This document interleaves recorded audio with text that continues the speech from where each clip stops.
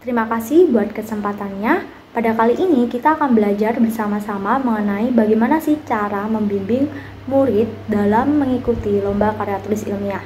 Ya, jadi tutorial ini sebenarnya saya bagikan karena ada salah satu rekan guru yaitu Bu Sri dari salah satu sekolah di Jakarta yang menanyakan tipsnya begitu. Jadi kali ini kayaknya lebih enak kalau saya akan membahasnya satu persatu, dan mungkin saja ini bisa menjadi inspirasi buat teman-teman guru yang lain ya. Jadi sebelum kita memulai pasti kita harus belajar sesuatu dan mencoba ya. Try more artinya kita harus mencoba lebih. Kalau hari ini mencobanya dalam skala yang kecil ya, ayo kita di hari-hari berikutnya kita mencoba untuk mencoba lagi sampai kita benar-benar menemukan hasil yang memuaskan.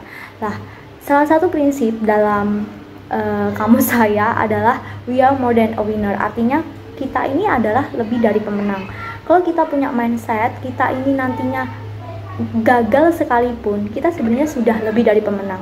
Mengapa? Karena kita sudah belajar banyak dan kita menambah pengalaman kita, di mana pengalaman itu bisa menjadi guru di masa depan. Jadi pengalaman itu bisa membantu kita untuk memperbaiki diri, dan itu adalah kunci seseorang bisa sukses. Ya, jadi beberapa tips yang akan saya bagikan adalah sebagai berikut. Yang pertama, motivasi. Ketika kita mengajak anak didik kita untuk ikut lomba, kita harus benar-benar clear apa yang menjadi motivasi mereka ya. Kalau motivasinya hanya sekedar dapat uang dari hasil lomba, ya mundur saja. Atau mungkin hanya untuk dapat piagam penghargaan, mundur saja. Tapi motivasi yang paling membuat kita bisa bertahan ya adalah mau diajar atau tidak.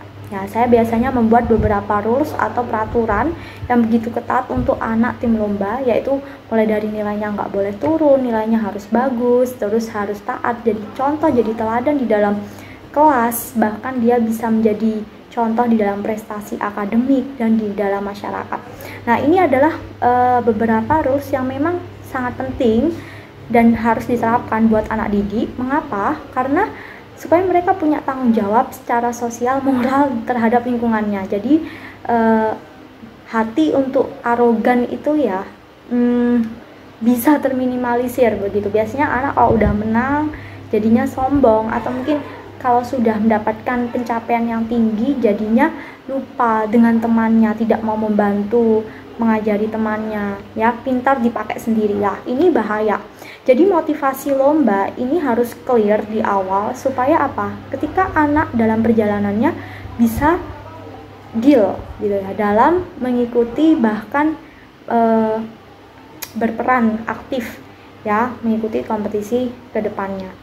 Dan ini saya yakin pasti mereka belajar banyak hal, tidak hanya rasa tanggung jawab, disiplin, dan bahkan tidak hanya rasa kreativitas, mengasah inovasi, tidak hanya itu, tapi mereka belajar kerendahan hati. Hati yang mau diajar, teachable heart, itu perlu dimiliki dari sedini mungkin. Dan ini adalah hal pertama yang akan saya bagikan. Kenapa ini? Karena ini fondasinya. Jadi setiap guru ya, alangkah enaknya, alangkah baiknya kalau kita sama-sama mengklirkan apa itu motivasi mereka ikut tim lomba gitu ya. Lalu yang kedua, tujuan atau goal. Biasanya dalam lomba tingkat nasional itu mereka punya judul atau tema. Nah, tema ini ya pasti kurang lebih sama dan selalu mengarah kepada SDG. Jadi seorang guru atau pembimbing tim lomba itu alangkah baiknya juga membaca SDG, dan anak murid juga diajarkan hal ini. Ya, saya yakin kalau di dalam ya sekolah kami sih anak-anak diajarkan ya SDG itu apa, sampai sedetail mungkin dalam project, based on project pun itu goalsnya di SDG. Nah, SDG itu penting sekali. Kenapa? Karena anak punya tujuan untuk, oh ya, ini ada masalah di dalam negara saya, ada masalah di lingkungan saya, maka saya harus menyelesaikannya ya. Mereka akan terlatih untuk menyelesaikan problem atau study case ya yang ada di lingkungan bahkan di dalam negara. Dan ini perlu kita bentuk sedini mungkin. Jadi ketika kita ikut lomba biasanya mereka ada tema-tema khusus, dan di tema khusus itu pasti tidak jauh dari yang namanya SDG. Dan guru itu perlu membimbing dan mengarahkan ke arah sini. Kenapa? Ya itu tadi, mereka akan lebih eksplor, terus mereka akan belajar untuk mengatasi permasalahan yang memang terjadi. Begitu, sesuai dengan fakta. Jadi ketika kita membimbing lomba tidak hanya motivasinya yang benar, tapi juga kita harus punya tujuan.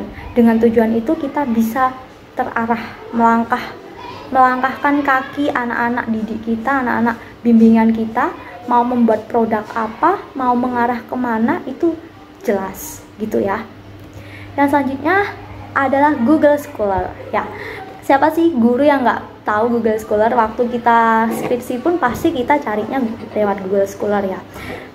Di sini ada the power of Google Scholar. Ketika kita menaruh beberapa kata kunci ya yang mungkin akan sesuai dengan tema, kita akan mendapatkan banyak sekali hasil penelitian, bahkan banyak sekali jurnal-jurnal yang itu bisa menambah wawasan kita. Nah, kalau kita mau mengajak anak kita untuk mengembangkan ide atau untuk mereka bisa berpartisipasi membuat satu produk dalam mengikuti lomba, alangkah baiknya jika kita ya mengajarkan mereka tentang the power of Google Scholar. Mereka diajarkan untuk mencari informasi dan bahkan membaca sebanyak-banyaknya informasi yang berhubungan dengan tema, bahkan dengan permasalahan yang ada melalui Google Scholar. Ya, saya yakin kalau kita mau kerjakan ini, ya mereka akan semakin kaya. Jadi belajar itu nggak hanya sebatas teori saja, tapi mereka bisa memahami, oh ini ada beberapa cara untuk menyelesaikan satu masalah atau problem. Dan ketika mereka punya banyak pengetahuan di dalam beberapa jurnal atau mungkin dalam beberapa riset, dan itu bisa mereka kembangkan, dan pengembangannya pasti itu berhubungan dengan tema lomba. Jadi guru ini penting banget. Kalau nanti kita mau ngajak anak kita lomba, selain motivasi dan kita udah tahu tujuan kita kemana, kita harus ajak mereka untuk mencari sumber yang tepat, yaitu mereka juga di challenge untuk membaca lebih banyak lagi ya melalui Google Scholar dan beberapa jurnal yang ada di dalamnya. Nah, yang selanjutnya adalah kombinasi ide. Saya yakin bahwa anak-anak itu tidak semua langsung dapat menemukan ide-ide cemerlang dalam penulisan karya tulis ilmiah ataupun dalam melakukan eksperimen. Mengapa? Karena tidak banyak ya anak suka baca, yaitu permasalahannya. Jadi kalau kita mau men-challenge mereka, kita bisa nih bantu mereka melalui kombinasi ide. Jadi mereka memunculkan satu ide baru dalam menyelesaikan satu masalah dari apa yang mereka baca. Ya, bisa jadi melalui jurnal, riset atau mereka akan baca beberapa buku yang berhubungan dengan topik yang mereka akan ikuti. Nah, kombinasi ide ini lebih efektif dibandingkan mereka meniru ide. Kalau kita meniru ide, maka kita akan lebih cenderung ya tidak ada penemuan baru. Tapi kalau kita mengkombinasi ide, itu bisa jadi kita dianggap bahwa kita bisa explore lebih banyak ya, explore lebih banyak mengenai topik tersebut. Jadi ini penting. Jadi kalau jadi guru pembimbing, memang ada beberapa hal yang harus kita bantu untuk anak-anak kita, khususnya di dalam ide ya. Ide ini adalah core atau centernya, di mana mereka bisa mengembangkan suatu produk atau tujuan, atau bahkan mereka bisa mengarah kepada mau membuat apa gitu ya. Oke, lanjut di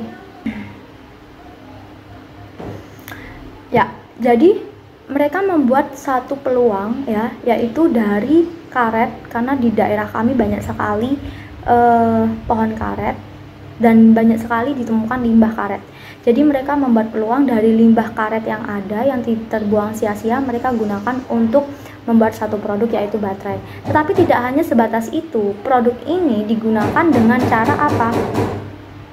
Ya, produk ini ternyata dimanfaatkan sebagai isi baterai, dan selain itu produk ini juga dikembangkan. Jadi dikembangkan tidak hanya sebagai isi baterai, namun bisa digunakan sebagai isi spidol. Jadi kalau kita punya spidol bekas, yang sudah tidak bisa digunakan ya untuk menulis begitu di whiteboard, kita bisa manfaatkan dari limbah ini begitu. Jadi ini benar-benar ide yang sebenarnya simple, tapi kita menggunakan peluang kearifan lokal. Nah, apa yang ada di daerah kita itu bisa kita kembangkan.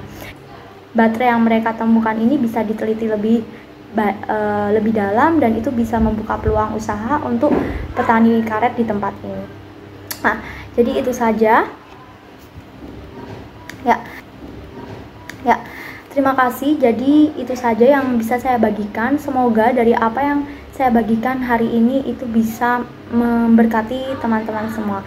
Dan ini menjawab ya, Bu Ruth Sri menjawab pertanyaan apa sih tipsnya, harus bagaimana. Sebenarnya nggak ada tips khusus atau harus baca buku apa, tidak ada. Tapi kita lebih explore lagi, lebih mengembangkan atau mengkombinasi ide, bahkan kita lebih lihat ke tujuannya, yaitu SDG.